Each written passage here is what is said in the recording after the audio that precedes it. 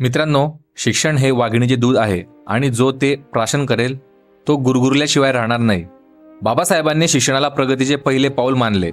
त्यांच्या मते केवळ पदव्या मिळवणे म्हणजे शिक्षण नव्हे, तर आपल्यातील विवेक जागृत करणे आणि अन्यायाविरुद्ध आवाज उठवण्याची क्षमता निर्माण करणे म्हणजे खरे शिक्षण होय. शिक्षणामुळेच माणूस स्वतःच्या गुलामीची जाणीव करून घेऊ शकतो आणि ती साखळी तोडू शकतो. मित्रांनो, 100 दिवस शेळी होऊन जगण्यापेक्षा एक दिवस सिंह होऊन जगणे केव्हाही चांगले. गुलामीच्या साखळदंडात जखडलेल्या समाजाला त्यांनी स्वाभिमानाचा मंत्र दिला. माणसाने कधीही कोणासमोर लाचारी पत्करू नये. स्वतःच्या हक्कांसाठी आणि सन्मानासाठी लढणे हाच जीवनाचा खरा उद्देश असावा. स्वाभिमान गहाण ठेवून निवडलेले ऐश्वर काहीच कामाचे नसते, कारण स्वाभिमानाशिवाय माणूस म्हणजे केवळ जिवंत प्रेत आहे. मित्रांनो, बाबासाहेबांनी आपल्याला सांगितलं की एखाद्या समाजाची प्रगती त्या समाजातील स्त्रियांनी केलेल्या प्रगतीवरून ठरते. बाबासाहेबांच्या मते स्त्रियांचा विकास हाच राष्ट्राचा विकास आहे. त्यांनी महिलांना शिक्षित होण्याचा आणि पुरुषांच्या खांद्याला खांदा लावून काम करण्याचा संदेश दिला. समाजात स्त्रियांना सन्मानाचे स्थान मिळवण्याशिवाय तो समाज कधीही सुधारू शकत नाही. हिंदू कोड बिलाद्वारे त्यांनी महिलांना कायदेशीर अधिकार मिळवून देऊन त्यांच्या सक्षमीकरणाचा पाया रचला. मित्रांनो, लोकशाही हा केवळ सरकारचा प्रकार नाही, तर तो प्रामुख्याने सहजीवनाचा आणि एकमेकांबद्दल आदर बाळगण्याचा मार्ग आहे. समाजातील विषमता नष्ट करून स्वातंत्र्य, समता आणि बंधुता प्रस्थापित करणे हे त्यांचे ध्येय होते. जोपर्यंत समाजात जातीभेद आणि भेदभाव आहे तोपर्यंत खरी लोकशाही अस्तित्वात येऊ शकत नाही. एकमेकांचा आदर करणे आणि सर्वांना समान संधी देणे हेच प्रगत समाजाचे लक्षण आहे. मित्रांनो, शिका, संघटित व्हा आणि संघर्ष करा हा महामंत्र त्यांनी बहुजन समाजाला दिला. प्रगतीसाठी आधी ज्ञान मिळवणे आवश्यक आहे, त्यानंतर शक्ती वाढवण्यासाठी संघटित होणे गरजेचे आहे आणि शेवटी आपल्या न्याय हक्कांसाठी सर्जनशील मार्गाने संघर्ष करणे अनिवार्य आहे. संघर्षाशिवाय जीवनात काहीही साध्य होत नाही.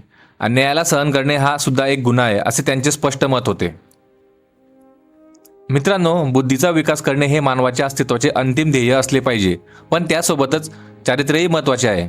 केवळ बुद्धिवान असणे पुरेसे नाही, तर ती बुद्धी जनकल्याणासाठी वापरण्याचे शहाणपण आणि नैतिक चारित्र्य माणसाकडे असले पाहिजे.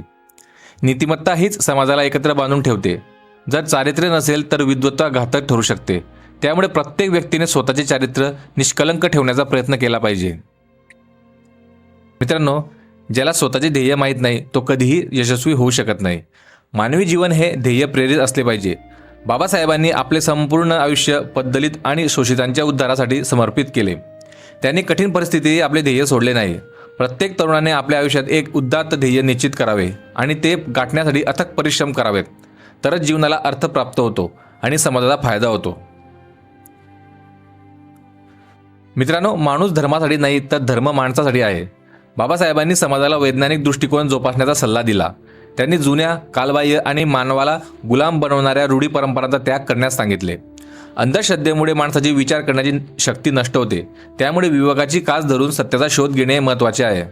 तर्कशुद्ध विचार करणे आणि विज्ञानाची कास धरणे ह्याच प्रगतीचा एकमेव मार्ग आहे, असे ते मानत. मित्रांनो, यश हे नशिबावर अवलंबून नसते, तर ते कठोर परिश्रमावर अवलंबून असते. बाबासाहेब दिवसातील 18 तास अभ्यास करत असत. त्यांनी दाखवून दिले की गरिबी किंवा सामाजिक परिस्थिती प्रगतीच्या आड येऊ शकत नाही. जर तुमच्याकडे जिद्द आणि कष्ट करण्याची तयारी असेल, वेळ हीच खरी संपत्ती आहे आणि तिचा योग्य वापर जो करतो तोच इतिहासात आपले नाव सुवर्ण अक्षरांनी कोरतो. मित्रांनो, माणुसकी हाच माझा धर्म आहे. बाबासाहेबांच्या मते जगातील सर्वात मोठा धर्म म्हणजे एकमेकांवर प्रेम करणे आणि दुःखी माणसाची सेवा करणे. जाती, धर्म आणि पंथांच्या पलीकडे जाऊन माणसाने माणसाची माणसाप्रमाणे वागणे हीच खरी भक्ती आहे. कोणत्याही धर्माने जर माणसाला हीन लेखले तर तो धर्म त्यागण्यायोग्य असतो. माणुसकी टिकवणे आणि सर्वांना सन्मानाने जगू देणे हेच मानवी जीवनाचे सार्थक आहे.